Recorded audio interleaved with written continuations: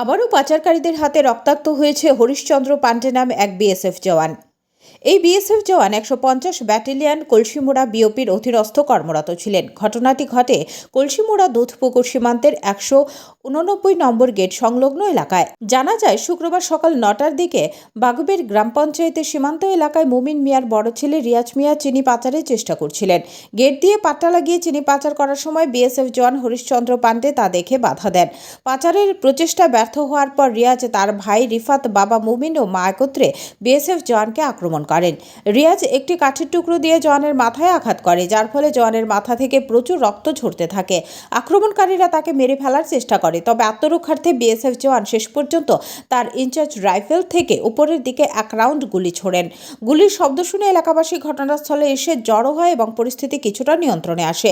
এরপর স্থানীয় সমাজকর্মী বাবুল মিয়া আহত বিএসএফ জওয়ানকে বক্সনগর সামাজিক স্বাস্থ্য কেন্দ্রে নিয়ে যান। তাকে কর্তব্যরত চিকিৎসক প্রাথমিক চিকিৎসার পর উন্নত চিকিৎসার জন্য জিবিপি হাসপাতালে রেফার করে। জানা যায়, তার মাথায় ৯টিরও বেশি সেলাই পড়েছে। ঘটনার খবর পেয়ে কলমচৌড়া থানার পুলিশ ঘটনাস্থলে আসে এবং হাসপাতালে ছুটে গিয়ে আহত জওয়ানের অবস্থা সম্পর্কে খোঁজ খবর নেন এবং পাচারকারী রিয়াজ ও তার পরিবারের সদস্যদের খুঁজে বের করার চেষ্টা শুরু করেন। জানা যায়, মুমিন ও তার দুই ছেলে ঘটনার পরপরই বাড়ি থেকে পালিয়ে যায়। বিএসএফের পক্ষ থেকে রিয়াজ, রিফাত, মুমিন এবং তাদের মায়ের বিরুদ্ধে থানায় মামলা দায়ের করা হয়। রিয়াজের বিরুদ্ধে চিনি পাচার ছাড়াও রোহিঙ্গা পাচার, মানব পাচার ও গরু চুরি সহ বিভিন্ন অপরাধের অভিযোগ রয়েছে। তার এসব অবৈধ কার্যকলাপের জন্য কয়েকবার জেলও খেটেছেন, তবু তিনি কোনো ধরনের সংশোধন হননি। এই ঘটনার সীমান্ত এলাকায় আতঙ্ক ছড়িয়ে পড়েছে। এখন দেখার বিষয়, পুলিশ কী ধরনের পদক্ষেপ নেয় এবং রিয়াজ ও তার পরিবারের বিরুদ্ধে আর আইনি ব্যবস্থা কত দ্রুত নেওয়া হয়।